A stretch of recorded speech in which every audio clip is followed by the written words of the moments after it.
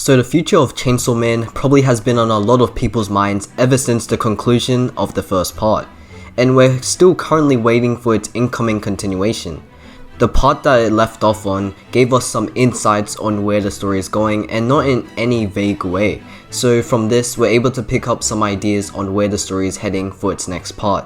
I'll be talking about some of those ideas in this video, but I'll keep it short since we of course don't have a huge understanding on what's going to unfold in part 2 of Chainsaw Man.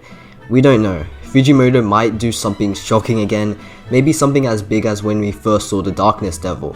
Well, I'm hoping for that at least. So right before I get into this video, subscribe if you haven't, hit that like button, turn on bell notifications, and follow my Twitter down below. So without further ado, let's get into the video.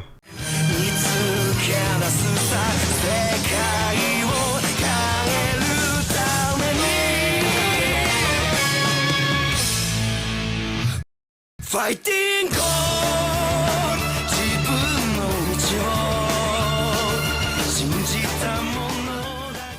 Now the first thing we can talk about for the future of Chainsaw Man is of course the future of the protagonist, Denji. So after part 1 we had seen him develop and grow as a person to even beating Makima, and like we all know, there's a new control devil in the story with no memories whatsoever of her past with Denji. So that could open up to many things in the future story.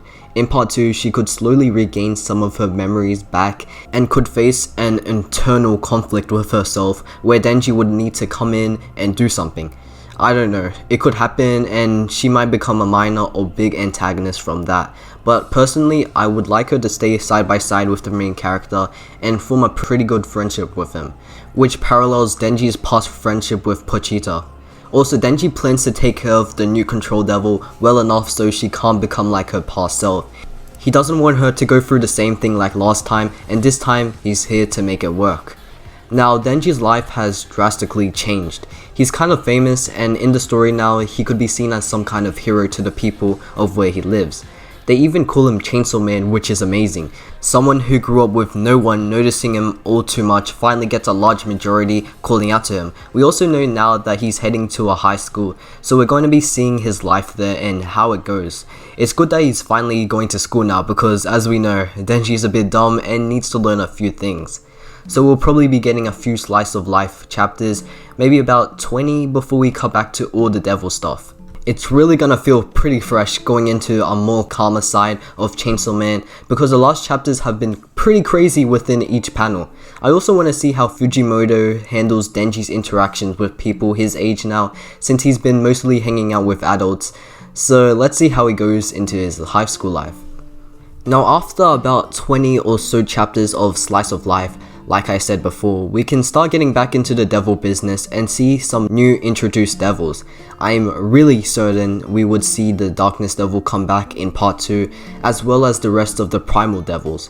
If you don't know what a primal devil is, then it's a devil that has the name of a fear that resides within the human psyche. For example, the Darkness Devil, like I was talking about before, that embodies the fear of darkness or the unknown. Primal devils are really powerful devils that are just way beyond the normal ones. Thinking about what the rest of them could be, just think about a really primal fear that is found within humans. Some names that I've seen around have consisted of a god devil, death devil, war devil, and sickness devil. I can't wait to see how Fujimoto brings back these kinds of devils because you know how much the Darkness Devil impacted upon the story, and it's just gonna be crazy stuff coming in. Seeing the Darkness Devil just gives you a feeling of dread, something out of the unknown, and thinking about the rest of the primal devils, it's gonna be pretty scary to see them. You never know what's gonna happen, and I like that when reading Chainsaw Man. So yeah, the devil business can come back around 20 chapters or so in part 2, and they might get tangled up in Denji's high school life. The high school could be affected by the devils as Denji goes there, so I want to see how that turns out. Now I'm thinking, is there going to be a new main devil hunter group, and how is the main cast going to turn out? Aki is dead, Power has pretty much lost her memories, and there's a new blood fiend. Kobani and Kishibe are still there at least, but there's going to be a lot more coming in. It's going to be pretty fun to see a new cast coming in, but hopefully not all of them will die. I hope some survive at least, because we already know most of them are going to kick the bucket in the end. a new cast of Devil Hunters, a new cast being at Denji's high school. Thinking about this, there's gonna be many new characters coming in Chainsaw Man Part 2, and I can't wait. I'm hyped to see how Denji interacts with them, and especially the new Control Devil. He might have some kind of an Araragi and Shinobu dynamic duo relationship with her in the future, and if you've seen Monogatari, you know what I'm talking about. But I'm hoping it goes well and that she doesn't end up like Makima in the end.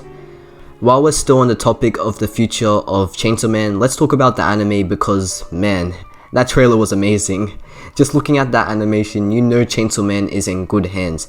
Mappa Studio is back to do another banger anime on another banger new gen manga. Also, that chainsaw animation was completely fire. Like, even if you see it's CGI, it's good CGI, and some didn't even notice it. I also really loved the sound effects as well.